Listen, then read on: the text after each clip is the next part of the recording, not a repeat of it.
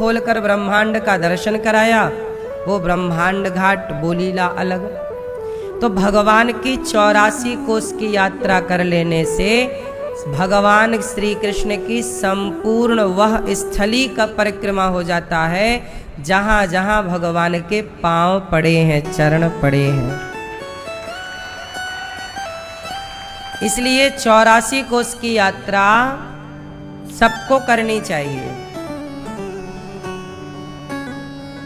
कल से 84 कोस की यात्रा है। आप भी चलना चाहें तो अपना नाम लिखा सकते हैं। आप नहीं चल पाए, आप किसी कारणवश बूढ़े हैं, असमर्थ हैं, तो कोई बात नहीं। गौरी गोपाल वृद्धाश्रम में जो 295 वृद्ध माएँ रहती हैं, उन वृद्ध माओं में से बहुत सारी वृद्ध माओं की इच्छा है कि हम भी 84 कोस की यात्रा करें।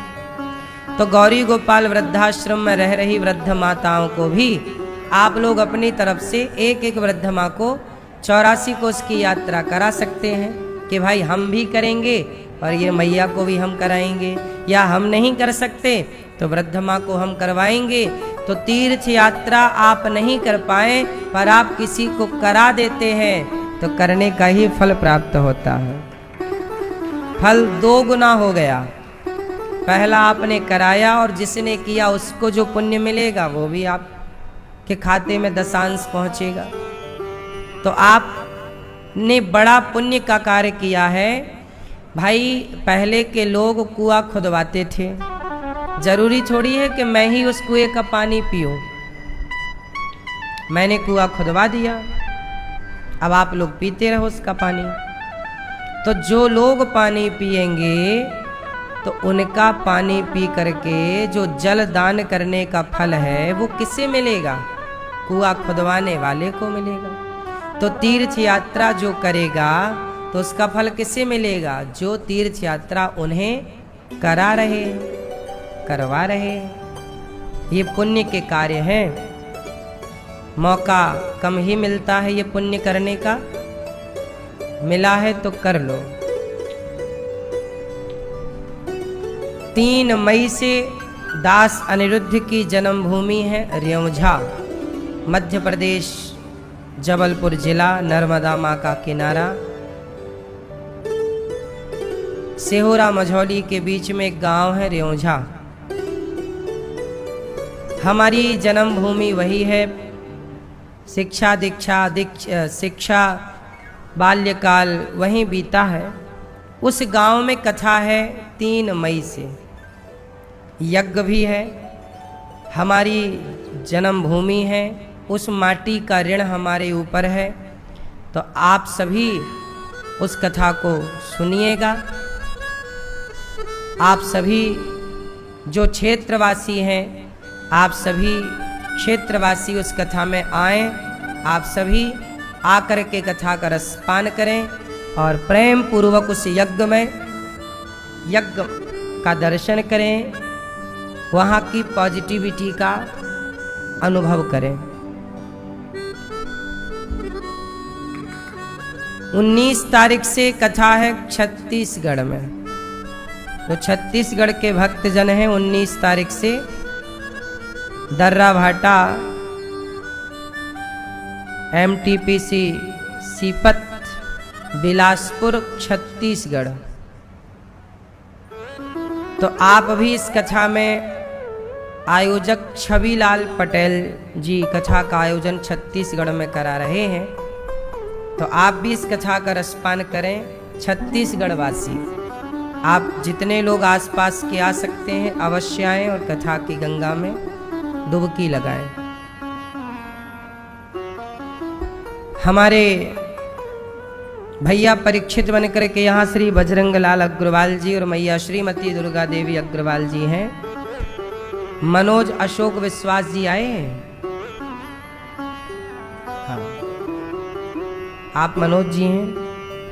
अशोक जी कहाँ हैं? अशोक जी और विश्वास जी वो बाद में आएंगे। आरती, नंदा और प्रेमलता जी ठीक है। तो आप देवरानी जेठानी हैं, सब पूरा परिवार आए हैं। आप सब भी, सब वहीं फतेहपुर से आए हैं क्या आसपास के गांव से भी? अच्छा, बुआ भी आई हैं। बुआ राम राम।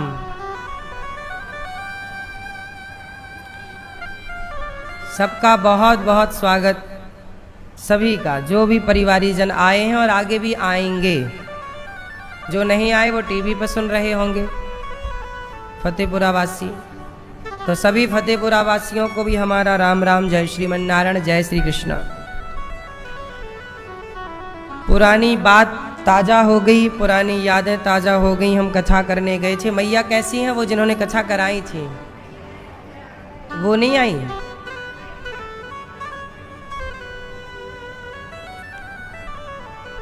सुखी हैं दोनों? बढ़िया हैं पति पत्नी, बच्चे अच्छे हैं? चलो आप सब अच्छे हैं, सदा अच्छे रहें आप सब। आज से हम लोग राम कथा सुनेंगे। राम कथा एक पावन कथा है। इनके गांव में जब हम गए थे तब भागवत कथा हुई थी, अब राम कथा है। राम कथा, राम जी की कथा बहुत लोगों ने लिखी है। वाल्मीकि जी ने लिखी रामायण, और तुलसीदास जी ने लिखी रामचरितमानस। रामायण और रामचरितमानस दोनों अलग अलग हैं। रामायण लिखी वाल्मीकि जी ने और रामचरितमानस लिखी गोस्वामी श्री तुलसीदास जी ने। अच्छा बताओ, रामायण और रामचरितमानस में अंतर क्या है? रामायण जो राम का घर है उसे रामायण कहते हैं। राम जहाँ रहते हैं, राम कहाँ रहते हैं? रामायण में रहते हैं। अच्छा, और रामचरितमानस, मानस मतलब मान सरोवर, मानस मतलब सरोवर। भगवान कहाँ रहते हैं? रामायण में। अच्छा, तो रामायण क्या हो गया? मंदिर। अच्छा, मंदिर जाने के पहले कहाँ जाना पड़ता है? सरोवर, नदी, नहाने के लिए। क्या बिना नहाए मंदिर में जाने की इजाजत है? नहीं। तो भगवान के पास जाना है तो पहले सरोवर में डुबकी लगानी पड़ेगी। जब डुबकी लगाओगे तो मंदिर जाने के अधिकारी आप हो जाओगे। तो तुलसीदास जी ने रामचरितमानस लिखी कि राम की यह कथा वह सरोवर है जिसमें डुबकी लगा लेने के बाद आप भगवान से मिलने के अधिकारी हो जाते हैं। तो ये भगवान से मिलने का अधिकार आपको यहां से प्राप्त होगा। इसलिए रामचरितमानस, यहां डुबकी लगाओगे तो नहाने से क्या होता है? शरीर का मैल धुलता है। आपके भीतर भी कोई मैल वैल है कि नहीं?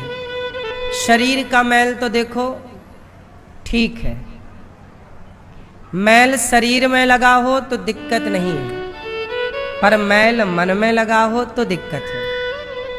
शरीर मैला है तो गलत नहीं है, साफ हो जाएगा, पर मन मैला है, मन गंदा है तो दिक्कत है। बात सही है? इसलिए शरीर की गंदगी कोई बड़ी बात नहीं है, साफ वो हो ही जाएगी। पर जो मन की गंदगी है, मन में जो मैल जमी है, उसे साफ करने के लिए हमें सत्संग की आवश्यकता पड़ती है। तो आप लोगों का मन साफ है कि गंदा है?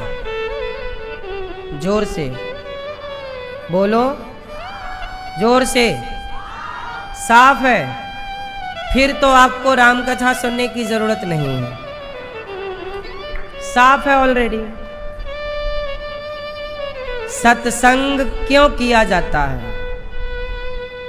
ताकि हमारे मन को निर्मल किया जा सके।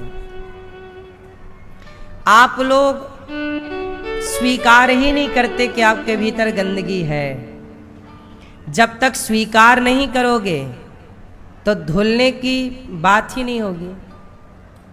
इसलिए आप लोगों के जीवन में बदलाव नहीं होता, क्योंकि आप लोग स्वीकार नहीं करते। आपका मन है गंदा, हमें पता है, लेकिन कह क्या रहे हैं? बिल्कुल साफ, बहुत साफ। इसी का नाम है कपट। क्या है इसका नाम? सच बताओ, आपके हृदय में हाथ रख के, छाती पे हाथ रख के बताओ, आपका मन साफ है कि मन में छल कपट ईर्ष्या द्वेष है कि नहीं? क्रोध है, लोभ है, वासनाएं हैं, छल है, कपट है, निंदा है, चुगली है, ये सब कुछ तो है। फिर कैसे साफ है मन आपका? पहले तो ये स्वीकार करो कि हाँ, हमारा मन गंदा है। क्योंकि जब कपड़ा गंदा ही नहीं होगा तो धोबी घाट जाएगा क्यों? पहले तो उसे गंदा नहीं है तो मत भेजो, और है तो भेजना पड़ेगा। तो पहले तो ये डिसाइड कर लो कि मन गंदा है कि नहीं। यदि गंदा है तब तो उसे धुला जाए, गंदा नहीं है तो फिर नहीं, गंदा ही नहीं है ना भाई, समस्या ही नहीं है। हॉस्पिटल वो जाते हैं जिन्हें बीमारी है, जिन्हें कोई दिक्कत ही नहीं है, उनके लिए थोड़ी हॉस्पिटल है। हाँ या ना? तो हम सब जितने लोग इस धरती पर हैं, हम सबका मन कहीं ना कहीं चंचल है, गंदा है, छल कपट है, ईर्ष्या द्वेष है, निंदा चुगली है कि नहीं? चलो, तो आप स्वीकार कर रहे हैं कि आपका मन गंदा है? क्यों मैया? है? अभी तो आप कह रहे थे नहीं है गंदा। बुआ, आपका मन गंदा है कि साफ है? हैं? अब साफ करेंगे। सबका मन गंदा है। छोटे छोटे बच्चे जब 12-15 साल के होते हैं, 18 साल की लड़की, 18 साल का लड़का, आज के जमाने में आजकल के लोग जब किसी स्त्री को देखते हैं तो उनके देखने का ढंग ही बदल जाता है। बोलो हाँ। यदि मन साफ होता तो फिर आज की ये पीढ़ी सब सुधरी होती। पूरा खेल मन का ही तो है। अब किसी लड़की को बार बार पलट पलट के देख रहा है तो साफ मन वाला थोड़ी देखेगा। गंदा मन है तभी तो पलट पलट के देख रहा है। ताकते रहते तुझको सांझ सवेरे, ये गाना लिखने वाला साफ मन का तो रहा ना होगा। उसकी नियत ताकने की रही होगी तो ताकने वाली बात लिख के चला गया। बोलो हाँ। अब आप किसी को ताको, देखते ही रहो किसी स्त्री को, सामने वाली खिड़की में एक चांद का टुकड़ा रहता है। अब बताओ, पड़ोसन उसे चांद का टुकड़ा लग रही है। अब बताओ, इनका मन साफ है? साफ मन होता तो फिर ये लिखा जाता कि पत्नी चांद का टुकड़ा है, पर क्या लिखा गया? सामने वाली खिड़की में। पत्नी को चांद का टुकड़ा नहीं कह रहा है, पड़ोसन को कह रहा है। इसका मतलब है ये गंदे मन वालों की मानसिकता के गाने हैं। गंदगी है, ये गाने भी गंदगी है। गाने तो पहले हुआ करते थे। पहले के गाने क्या थे? पति पत्नी जब अलग होते तो पहले के लोग पति पत्नी एक दूसरे को याद करते। पहले की मूवियां, पहले की पिक्चरें भी बड़ी मर्यादित बनती थी। आजकल कोई मर्यादा नहीं है, कुछ नहीं है। सब क्यों हो गया मेरी माँ? क्योंकि मन सबका गंदा है।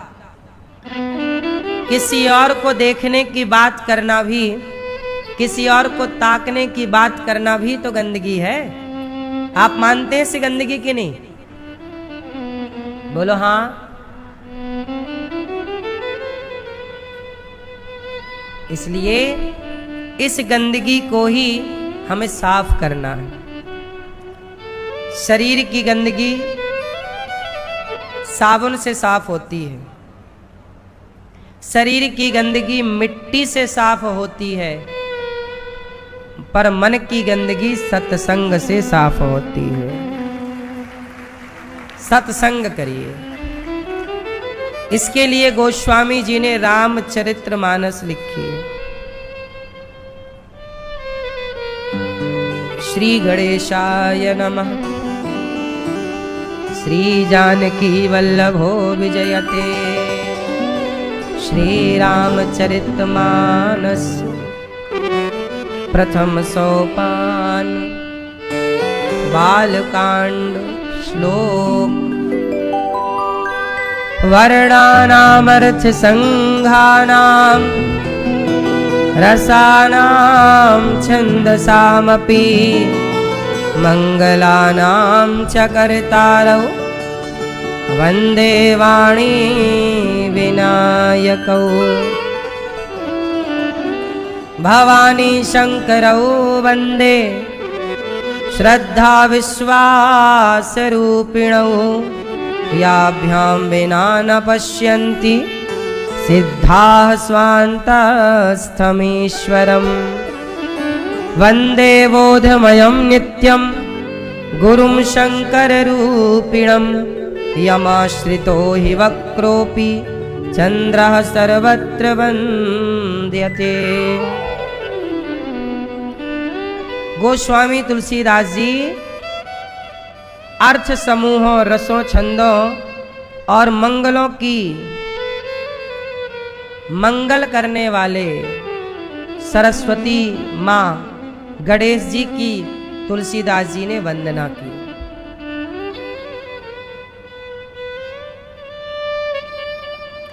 सबका मंगल हो इसके लिए सरस्वती और गणेश जी की वंदना की, फिर शंकर जी की वंदना, सीताराम की वंदना, सबकी वंदना गोस्वामी जी करते हैं। और फिर क्या कहते हैं? जो सुमिरत सिद्धि होय गणनायक करिवर वदन। करौ अनुग्रह सोय बुद्धि राशि शुभ गुण सदन। सबकी स्तुति करते हैं। और रामचरितमानस को कहां से? नाना पुराण निगमागम सम्मतम यद रामायणे निगदिदं क्वचिदन्यतोऽपि। स्वान्तः सुखाय तुलसी रघुनाथ गाथा। भाषा निबंध मतिमंजुल मातनोति। ये रामचरितमानस क्या है? नाना पुराण, 18 पुराणों का सार रामचरितमानस है और वेदों का सार रामचरितमानस है। वेद बड़े कठिन हैं, पुराण बड़े कठिन हैं, पर वो कठिन से कठिन वेद पुराणों को सरल सी सरल रामचरितमानस सामान्य हिंदी अवधी भाषा में तुलसीदास जी ने सब तक सुलभ कर दी कि भाई तुम वेद पुराण नहीं पढ़ सकते, रामचरितमानस पढ़ लो, वही ज्ञान होगा जो वेद पुराण पढ़ करके होता है। बात समझ में आई? इसलिए आप सबके घर में रामचरितमानस होना चाहिए। आप में से कितनों के घर में रामचरितमानस है? रामचरितमानस की कोई एक चौपाई आप सुनाओ। हाँ नहीं आती, आप सुनाओ, आप सुनाओ चश्मा वाले।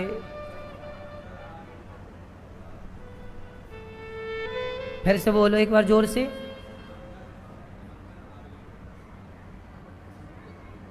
आधी चौपाई बोल पाए। ओ बेटा आप बताओ बेटा, रामचरितमानस की एक चौपाई बताओ। सबको आती है, अभी हम बोलेंगे सबको आएगी। मैया बताओ आप जोर से।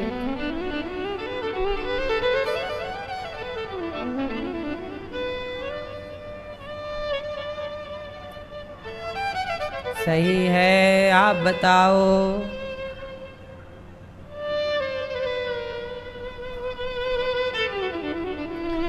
सबको आती है। ए भैया आप बताओ। नहीं आती बेटा, आना चाहिए ना, हम सनातनी है ना। मुसलमानों को कुरान आती है ना, आती है ना। उनके छोटे छोटे बच्चों को भी कुरान की आयत आती हैं। लेकिन हम सनातनियों को रामचरितमानस नहीं आती, जो कि सबसे सरल है। रामचरितमानस तो बिल्कुल सरल है। बोलो हाँ। अवधी भाषा में है, सरल भाषा है। गुजराती में भी रामायण है, गुजराती भाषा में भी रामायण है। आप सबको आता है। दीन दयाल विरद संभारी, हरहु नाथ मम संकट भारी। दीन दयाल बिरद संभारी, हरहु नाथ मम संकट भारी। मंगल भवन मंगलहारी, द्रवहु सुदशरथ अजीर विहार। सिय राम मय सब जग जानी, करहु प्रणाम जोर जोग पानी।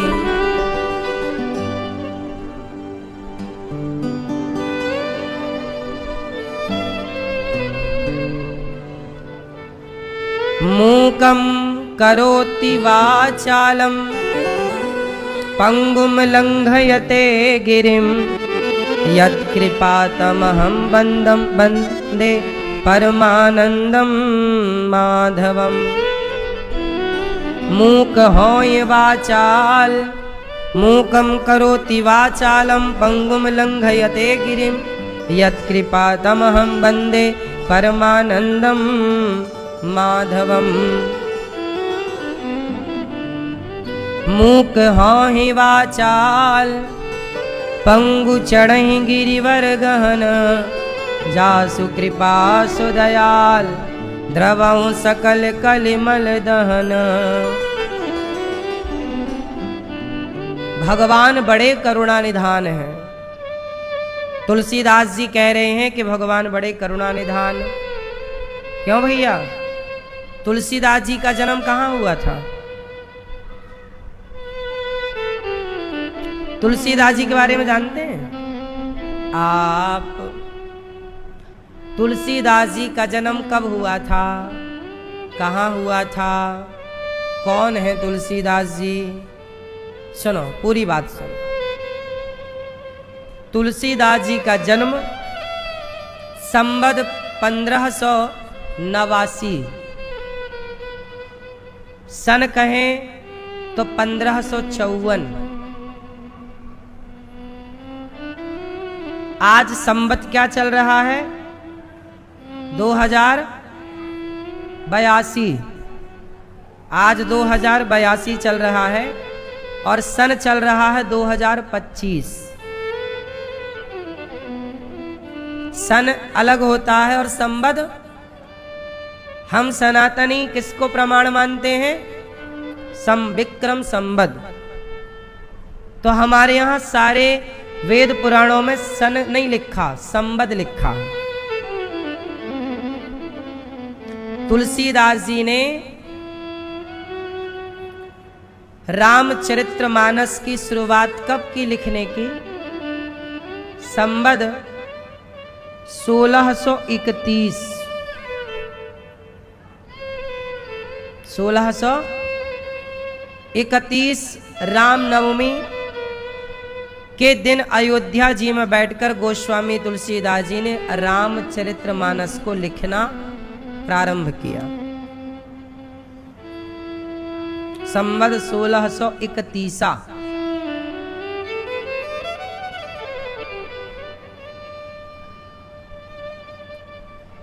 तुलसीदास जी राजापुर गांव उत्तर प्रदेश। पिता का नाम क्या था तुलसीदास जी के? आत्माराम दुबे। माता का नाम था हुलसी बाई। तुलसी की माता हुलसी। तुलसी की माता हुलसी। इनके पुत्र का नाम तुलसी। पत्नी का नाम था रत्नावती। रत्नावली भी कहते हैं, रत्नावती इनका नाम है। तुलसीदास जी की पत्नी का नाम रत्नावती, माता का नाम हुलसी और पिता का नाम आत्माराम दुबे। ब्राह्मण परिवार से हैं तुलसीदास जी। और इनका जब जन्म हुआ तो इनके 3200 दांत थे। तुलसीदास जी कौन है? वाल्मीकि तुलसी भय। वाल्मीकि जी ही कलयुग में तुलसीदास बन करके आए। त्रेता के वाल्मीकि जी, कलयुग में क्या बने? तुलसीदास। तुलसीदास जी का जन्म हुआ तो ये जन्म लेती राम बोले, पैदा होती क्या बोले? राम। बच्चा रोता है, तुलसीदास जी रोए नहीं, राम। इसलिए इनका नाम पड़ा राम बोला। क्या नाम पड़ा? राम बोला। तुलसीदास जी की माता और पिता दोनों की मृत्यु हो गई बचपन में ही। इन्हें एक गांव की ताई ने, बूढ़ी अम्मा ने पाला, पर थोड़े दिन बाद वो भी मर गई। तो गांव के लोगों को लगा कि ये बच्चे को जो रोटी देता है, जो पालता पोसता है, वो मर जाता है। तो फिर किसी ने रोटी देना, सबने रोटी देना बंद कर दिया। तुलसीदास जी को कोई रोटी नहीं देता, कोई लाड़ नहीं लड़ाता, कोई प्यार नहीं करता। सबको डर लगता है कि इसने जन्म लिया तो इसकी माँ मर गई, जन्म लेते इसका बाप मर गया, जिसने इसे पाला पोसा वो भी मर गई। मतलब ये बच्चे में ही कोई दोष है।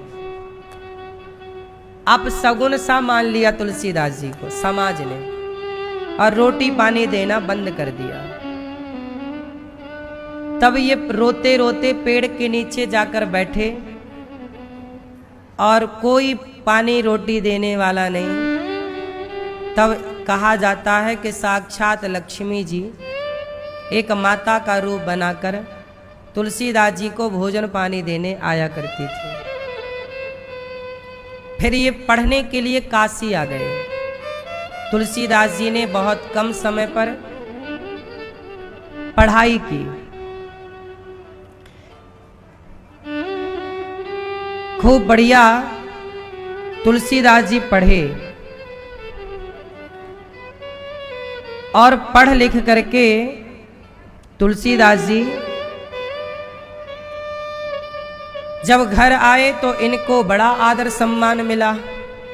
फिर इनका बगल में ही एक कोई गांव था 8-10 किलोमीटर की दूरी पर, वहां पर इनका विवाह हो गया।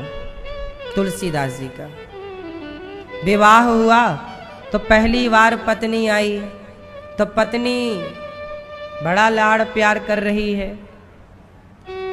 पहली बार तुलसीदास जी को अनुभव हुआ कि प्यार किसे कहते हैं, क्योंकि बचपन में माँ मर गई, पिता चले गए, कोई गोद में बिठाया नहीं, कोई लाड़ लड़ाया नहीं, कोई प्यार मिला नहीं, तो प्यार की बड़ी चाहत थी।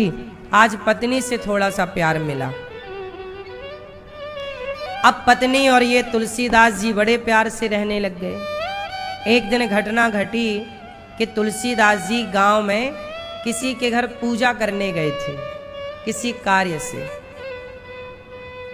तुलसीदास जी कहीं गांव पर थे, तभी तुलसीदास जी के पत्नी के भाई, मतलब तुलसीदास जी के साले, पत्नी के भैया आए और बोले, अरे बहन रत्नावती, तेरी माँ बीमार पड़ गई है, जल्दी चल, आखिरी सांसें गिन रही है, लेट हो जाएगी तो माँ मर जाएगी। तो रत्नावती बोली कि पति आने वाले हैं, स्वामी आने वाले हैं, उन्हें भोजन करा दूं। भोजन बना के रखा था, दोपहर का समय था, दोपहर की रोटियां बनी। तुलसीदास जी, पति आ जाएं, उन्हें खवाऊं, उनसे आज्ञा ले लूं, फिर चलो। पत्नी का यही धर्म है कि पति की आज्ञा लेकर ही चले। पर भाई बोला कि पता नहीं जीजा जी कब आएंगे, अर्थात तुलसीदास जी कब आएंगे,